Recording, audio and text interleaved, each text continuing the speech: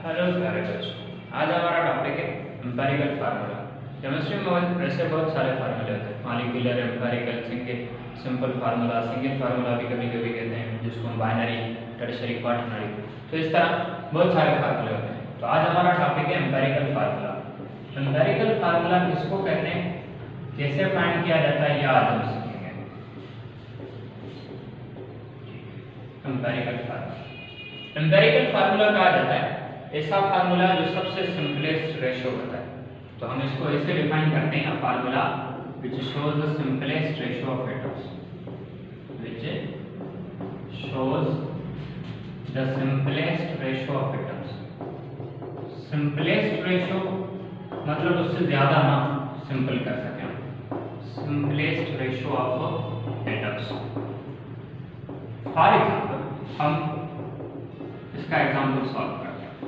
हमारे पास कोई कंपाउंड है, ये उसका मॉलिक्यूलर फार्मूला जो एक्चुअल फार्मूला होता है, उसका ये एम्पिरिकल फार्मूला बनाएंगे और फिर उसके बाद उसका रेशियो लिखते हैं, क्या ये सबसे सिंपलेस्ट है या नहीं। ठीक, चलिए ऐसे बनाते हैं उसको। हमारे पास सबसे पहला कंपाउंड है बेंजीन। बेंजीन का मॉलिक्यूलर फार्मूला सबको आता होगा C6H6। अब इसको सिंपलीफाई करना है। सिंपलीफाई कैसे, 6 दोनों में एक जैसा है, कॉमन निकाले तो बाकी क्या बचेगा, CH। ये जो फार्मूला बना हम इसको कहते हैं एम्पिरिकल फार्मूला।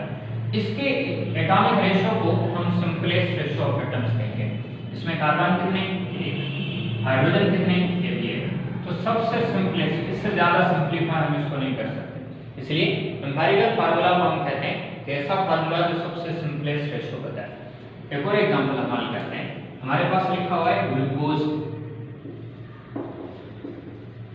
ग्लूकोज का मॉलिक्यूलर फार्मूला है C6H12O6। इसमें कोई चीज कॉमन है, 6 कॉमन है, तो क्या बनेगा, CH2O।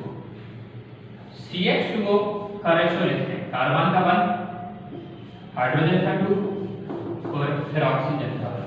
इससे ज्यादा इसको सिंपलीफाई नहीं कर सकते। एक और एग्जांपल करते हैं ताकि आपको और क्लियर हो जाए। हमारे पास लिखा हुआ है इथीन।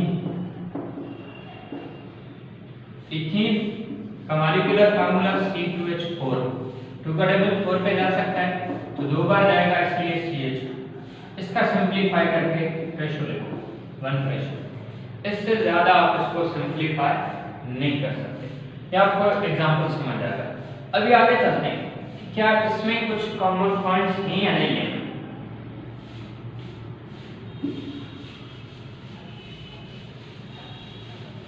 आधा क्लियर हो गया आपका, चलो आगे चलते हैं। इसकी कुछ इंपॉर्टेंट पॉइंट्स नोट करें कि क्या हो सकता है, क्या नहीं हो सकता। एमसीक्यू के हिसाब से बहुत इंपॉर्टेंट चीज है। सबसे पहली पॉइंट कि it can be same for 2 different compounds. It can be same for 2 और मोर डिफरेंट कंपाउंड्स। अगर कंपाउंड डिफरेंट है, उनके मॉलिक्यूलर फार्मूला सेम है, लेकिन उनका एम्पिरिकल फार्मूला सेम हो सकता है। कैसे, अभी देखते हैं। हम इस हर एक पॉइंट का अलग अलग एग्जांपल लेते हैं। हमारे पास है बेंजीन और इथाइन, जिसको आप कभी कभी कहते हैं एसिटाइलिन। एसिटाइलिन का मॉलिक्यूलर फार्मूला है C2H2 और बेंजीन का मॉलिक्यूलर फार्मूला है C6H6। ये मॉलिक्यूलर है, इसको हम एम्पिरिकल बनाएं तो क्या बनेगा, CH। इसका भी क्या बनेगा, CH। 2 डिफरेंट कंपाउंड है, दोनों का मॉलिक्यूलर फार्मूला सेम, लेकिन दोनों का एम्पिरिकल सेम है। तो किसी भी, लाजमी नहीं कि हर कंपाउंड का, हो सकता है कि किसी कंपाउंड के एम्पिरिकल फार्मूला सेम हो। दूसरा एग्जांपल लेते हैं इसका, glucose and acetic acid. Acetic acid को आप इथेनॉइक एसिड कह सकते हैं, जो हमें विनेगर से मिलता है। इसका मॉलिक्यूलर फार्मूला है C6H12O6। इसका मॉलिक्यूलर फार्मूला है C2H4O2। अब इस C6H12O6 को, इसको कॉमन निकालेंगे तो इसका क्या बनेगा, या सिंपलीफाई करेंगे तो CH2O। इसका कॉमन निकालें या सिंपलीफाई करें तो क्या बनेगा, CH। देखें इनका एम्पिरिकल सेम है, लेकिन इन सब कंपाउंड्स के मॉलिक्यूलर फार्मूला चेंज है। यहाँ पे एक और चीज रेडी कर देते हैं, एक बात याद रखिएगा, ये सबसे इंपॉर्टेंट। अल्कीन फैमिली या ऐसे लिखते हैं, हम पूरी पॉइंट बना कर लिखते हैं, the members of alkyne family, members of alkyne family have the same empirical formula, लेकिन कौन सा होगा? CH2। सभी अल्कीन फैमिली के मेंबर्स का एम्पिरिकल फार्मूला सेम है CH2। अल्कीन क्या है आपको पता होगा कि ऑर्गेनिक केमिस्ट्री में इसकी एक हाइड्रोकार्बन की सीरीज है। मिसाल हमारे पास है इथीन, प्रोपीन, ब्यूटीन। हम 4 एग्जांपल लेते हैं, 3। इसका मॉलिक्यूलर फार्मूला है C2H4, इसका मॉलिक्यूलर फार्मूला है C3H6, इसका मॉलिक्यूलर फार्मूला है C4H8। तीनों अल्कीन फैमिली के मेंबर हैं, तीनों का मॉलिक्यूलर फार्मूला चेंज है, लेकिन तीनों का एम्पिरिकल एक जैसा बनेगा क्या?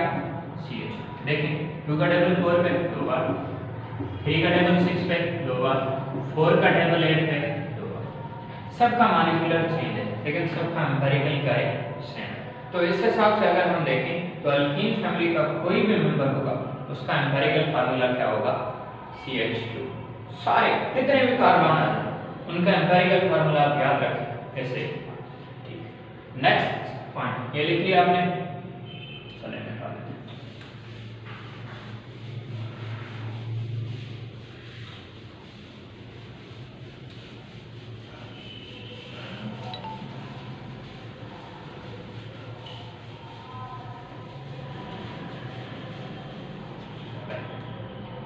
एक और चीज, पॉइंट नंबर 2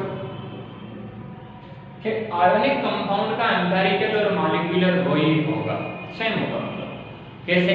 अभी पहले हमें यह ढूंढना है कि आयोनिक कंपाउंड हम किसको कहते हैं। आयोनिक कंपाउंड हम उसको कहते हैं जिसके अंदर एक मेटल हो, एक नॉन मेटल। अभी ये आपको याद रखना है, ionic compounds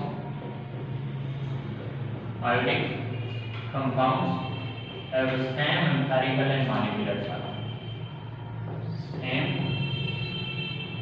empirical and molecular formula।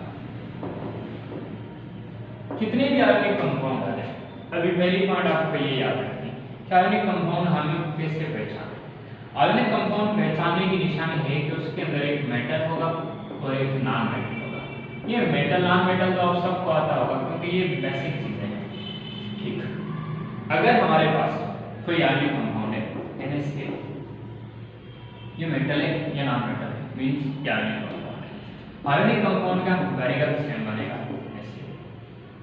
एक और एग्जांपल लिखते हैं NaNO3, जिसको बच्चे याद करने के लिए नानो नंबर 3 कहते हैं। ठीक, तो इसमें भी सेम लिखेंगे। इनमें से कोई चीज कॉमन नहीं निकल रही, 1 1 3 कोई चीज कॉमन है। लेकिन एक बात याद रखिए, अगर इनका चाहे रेशो कॉमन निकले भी सही तो नहीं निकल रहा है। कैसे? मैं आपको एक एग्जांपल देता हूँ, Na2S2O8, इसमें 2 कॉमन निकल रहा है, लेकिन एक वजह है कि इसका एम्पिरिकल हम नहीं बनाते। क्यों नहीं बनाते? देखिए, इसको हम ऐसे लिखेंगे, सेम लिखेंगे Na2S2O8। उसकी वजह क्या है कि ये कंपाउंड मेटल कंटेनिंग है। मेटल कंटेनिंग हमेशा क्या होगा? Ionic compound. और आयोनिक कंपाउंड का कभी आप एम्पिरिकल फार्मूला नहीं बनाया करें, जो मॉलिक्यूलर है वही लिखा करें। ठीक, यहाँ तक क्लियर हो गया? कोई भी आ जाए तो आयोनिक कंपाउंड आपके समझ में आना चाहिए। तीसरी पॉइंट इसकी बता दूंगा, एक होती है स्ट्रक्चर जो स्टेट को देखकर हम बता रहे हैं, एक होती है कंपोजिशन के मुताबिक जिसको हम एटॉमिक अरेंजमेंट भी कहते हैं। तो आयोनिक कंपाउंड से कभी आप स्ट्रक्चर फाइंड नहीं कर सकते।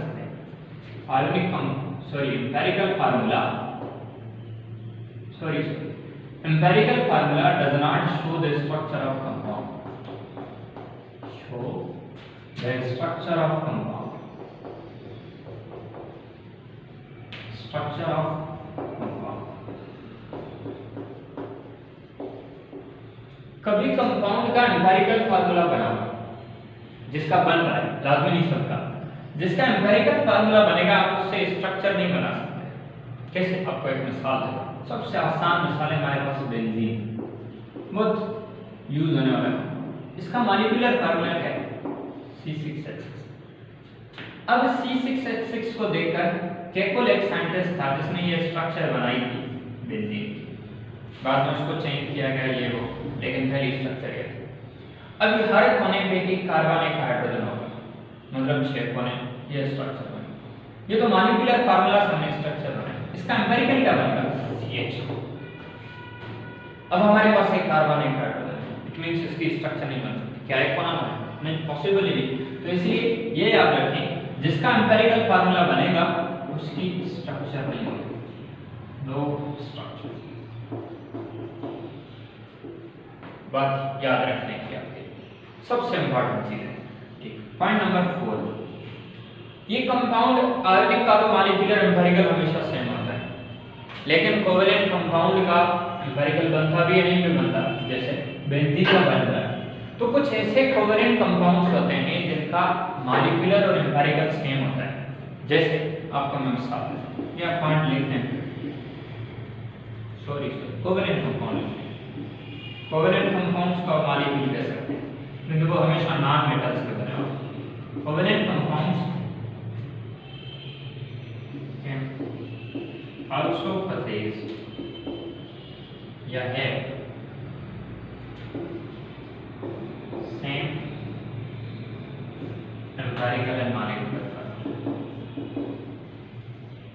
empirical and molecular। कैसे? हमारे पास है वाटर, लेकिन इससे पहले एक पॉइंट सुनो, आयोनिक की निशानी थी, सॉरी इससे पहले हमने लिखा आयोनिक बना होता है मेटल और नॉन मेटल का, जबकि कोवेलेंट बना होता है दो नॉन मेटल्स का। अभी दोनों नॉन मेटल को आप मॉलिक्यूल कह सकते हैं। ये भी नॉन मेटल है, ये भी नॉन मेटल है, लेकिन इसका नहीं बनेगा।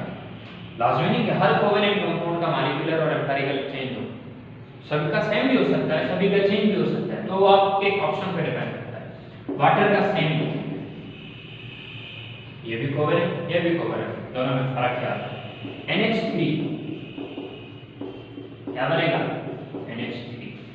CH4 मीथेन सेम बनेगा। तो आपसे कोई भी पूछे कि मीथेन का एम्पिरिकल फार्मूला क्या है, आप सेम बताएंगे तो CH4, क्योंकि इन्हीं कंपाउंड्स में फिर इसको सिंपलीफाई नहीं हो सकता। तो लाजमी नहीं कि हर कोवेलेंट कंपाउंड का एम्पिरिकल फार्मूला बने। तो यहाँ तक आपके पॉइंट्स ऑलमोस्ट क्लियर हो गए। क्लियर? चले बैठाते हैं आगे। नाउ अब हमारे पास एक और चीज है, एमसीक्यू के मुताबिक अगर हम देखें तो इसमें से कुछ एमसीक्यू इस तरह भी आती है कि भाई किन कंपाउंड्स का एम्पिरिकल फार्मूला सेम है। फॉर एग्जांपल हम एक आधा एमसीक्यू भी सॉल्व करते हैं ताकि आपको हेल्प मिल जाए। which pair same empirical and molecular, या same empirical molecular को छोड़ो, किस पेयर का एम्पिरिकल फार्मूला सेम है? अगर हमारे पास ऑप्शन ऐसे आते हैं A, B, C and D। A में हमारे पास है C2H2, C6H2, C2H4, C5H10, C3H8, C3H6, C6H6, C2H2। अब देखें, हमें चूज ये करना है कि किस पेयर का एम्पिरिकल फार्मूला सेम होगा।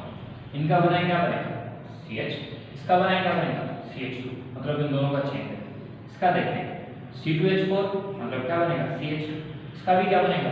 CH2। तो ये हमारे पास राइट ऑप्शन। लेकिन एक बात याद रखें, नीचे भी चेक किया गया है, तो इसलिए इस तरह का भी ऑप्शन आ सकता है। एक और आप सेम एमसीक्यू ऑप्शन चेंज करके देता हूँ, A B C, C2H4, C2H2, C3H6, C5H12, C6H12 और 6 C2H4O2 C6H12O6 C2H4O। अब आपको ये फाइंड करना है इनमें से किस पेयर का एम्पिरिकल फार्मूला सेम है। जैसे ये देखें, इसका क्या बनेगा CH2, इसका क्या बनेगा CH, मतलब नहीं हो सकता, इसका CH2, इसका नहीं, इन दोनों का सेम लग रहा है, इसका भी CH2O बनेगा, इसका भी। अभी हमने यहाँ किया है कि ग्लूकोज और इथेनॉइक एसिड या एसिटिक एसिड का एम्पिरिकल फार्मूला सेम है, तो ये आपका ऑप्शन क्लियर हो गया। एम्पिरिकल फार्मूला याद रखिए। आगे चलते हैं। यहाँ तक ये बात है कि कभी कभी हमारे पास थ्योरेटिकल क्वेश्चन आ जाए तो हम एम्पिरिकल फार्मूला फाइंड कैसे करेंगे।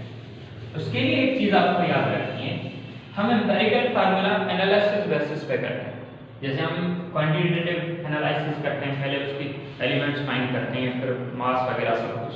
तो एम्पिरिकल फार्मूला फाइंड करने के दो मेथड है। कौन कौन से?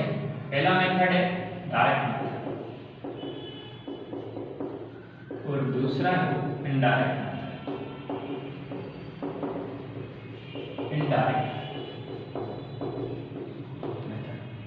डायरेक्ट मेथड और इनडायरेक्ट मेथड है क्या?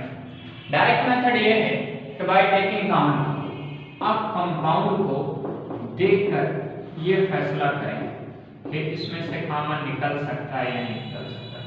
जैसे मैं आपको एग्जांपल देता हूँ, C5H10 कॉमन है, 5 का डबल 10 ले जाता है, इट मींस इसका एम्पिरिकल फार्मूला। मैंने एक और लिखा है C2H2, कोई चीज कॉमन है, तो कॉमन है तो क्या बनेगा? ये डायरेक्ट मेथड है। लेकिन इनडायरेक्ट मेथड ऐसे नहीं है, इट इज फॉलोड बाय या इट फॉलोज 5 स्टेप्स। कैसे, कौन कौन से स्टेप्स हैं वो याद करना, आपको काम आएंगे। वो इंपॉर्टेंट चीजें 1 2 3 4 5। सबसे पहले एलिमेंट का पता होना चाहिए। ये बात याद रखिएगा, किसी कंपाउंड के कंपोनेंट या एलिमेंट फाइंड करने को क्वालिटेटिव एनालिसिस कहा जाता है। जैसे सुने, अगर हमारे पास किसी चीज में से हमें एलिमेंट फाइंड करने हैं कि नेचर ऑफ एलिमेंट कौन से एलिमेंट्स मौजूद हैं इसके अंदर, इसको क्वालिटेटिव एनालिसिस। दूसरा है मास, तीसरा है परसेंटेज, चौथा है मोल रेशो, राइटिंग का मसला हो रहा है, मोल रेशो, और पांचवा है सिंपलेस्ट मोल रेशो। इन स्टेप्स को फॉलो करके हम किसी कंपाउंड का एम्पिरिकल या मॉलिक्यूलर बनाएं। तो चलें, ये तो हमने किया है, इस पे एक आधा एग्जांपल लेकर ताकि आपकी कुछ प्रैक्टिस हो जाए और आपको आगे मसला ना हो। चलें, लिख लिया आपने।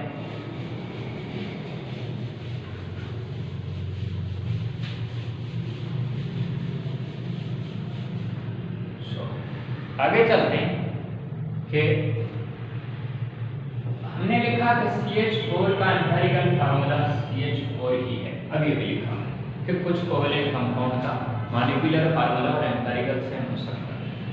हमारे पास कौन सा प्रूफ है कि इसका रेशो नहीं बनता, सिंपलेस्ट रेशो नहीं बनता। चलिए बनाकर देखते हैं। उसको इनडायरेक्ट मेथड से हल करते हैं। स्टेप नंबर 1 क्या था हमारे पास? एलिमेंट, इसके अंदर कौन कौन से? Carbon and hydrogen. फिर उसके बाद है मास, इनका मास क्या होगा? 12। इसका मास क्या होगा? एटॉमिक मास लिखें या तादाद मास? याद रखिए, पहले अगर आप मास लिख रहे हैं तो उनके एटॉमिक मास को उसके तादाद के साथ मल्टीप्लाई करें, जिसको हम एटम सिटी कहते हैं। हाइड्रोजन 4 एटम है तो मास क्या बनेगा? 4। तीसरा है परसेंटेज। परसेंटेज आपको फाइंड करने आती होगी, परसेंटेज ऑफ कार्बन फाइंड करते हैं। कैसे फाइंड करेंगे? कार्बन का मास 12, total mass of compound 16 into 100। अगर आप ये सॉल्व करें तो आपका जवाब आएगा 3 का टेबल 4 का टेबल 3 टाइम 4 टाइम 4 को मल्टीप्लाई करो, डिवाइड करो 100 को 4 से तो 25 को 3 से मल्टीप्लाई करो तो इससे मल्टीप्लाई करो। इसमें एक चीज है ये कि अगर आपके पास दो एलिमेंट हैं तो एक ही परसेंटेज फाइंड करने के बाद दूसरा 100 में से माइनस कर ले तो भी आपको जवाब मिल जाएगा, या फिर अलग से हल करें तो भी आपका जवाब मिल जाएगा। तो हम अलग हल करते हैं। पहले परसेंटेज ऑफ हाइड्रोजन क्या बनेगा, 4 डिवाइडेड बाय 16 into 100। 4 का टेबल 1, 4 का टेबल। तो हाइड्रोजन हमारे लिए कितना परसेंट है, 25%। सबसे कॉमन कंपाउंड है, इसका याद कर लें तो बेहतर है, नहीं तो आती भी होगी आपको। स्टेप नंबर 4 है mole ratio. Mole ratio find करने का तरीका याद रखें। Percentage of element divided by atomic mass of element. किसी कंपाउंड का अगर आपको मोल रेशो बनाना तो क्या करें, जितनी परसेंटेज आपको मिली है उस परसेंटेज को आप क्या करें, एटॉमिक मास के साथ डिवाइड करें। कैसे, हमारे पास हमें mole ratio of carbon find करना है। कार्बन की परसेंटेज कितनी, 75। कार्बन का एटॉमिक मास क्या है, 12 को 75 को 12 के साथ डिवाइड करें, आंसर आएगा नियर अबाउट 6.25। हाइड्रोजन का फाइंड करते हैं। मोल रेशो ऑफ हाइड्रोजन क्या बनेगा, 25 डिवाइडेड बाय 1, जवाब आ गया 25। अब इन दोनों में से लास्ट स्टेप जो है वो सबसे इंपॉर्टेंट है, सिंपलेस्ट मोल रेशो, जिसको हम ऐसे मार कहते हैं। अब ये कहां से आया, हमारे पास जो दो मोल रेशो हैं उनके हिसाब से देखो, अगर आपके पास ये और ये, इन दोनों में से जो सबसे छोटा है उसको आप सिंपलेस्ट बना रहे हैं। कैसे, मतलब ये जो है, ये दोनों मोल रेशो निकले, इन दोनों में से छोटा कौन सा, 6.25, तो इसको भी 6.25 के साथ डिवाइड करें, इसको भी 6.25। तो मैं इसे लिख रहा हूं, SMR ऑफ कार्बन क्या होगा, 6.25 डिवाइडेड बाय सिंपलेस्ट रेशो 6.25, जवाब क्या आएगा 1। SMR ऑफ हाइड्रोजन क्या लिखेंगे, 25 डिवाइडेड बाय 6.25, जवाब क्या आएगा 4। हमें सबसे फाइनल स्टेप में रेशो मिला 1:4, मतलब कार्बन क्या होगा 1, हाइड्रोजन कितने होंगे 4। प्रूव हो गया कि CH4 का एम्पिरिकल फार्मूला CH4 ही रहेगा। ये आपको आना चाहिए, आपको हर हाल में याद रखना है, क्योंकि इसके मुताबिक आपके टेक्स्ट में एग्जांपल्स हैं और उससे लास्ट में एक्सरसाइज में भी है क्वेश्चन, तो ये आपको आना चाहिए। क्लियर हो गया, ओके।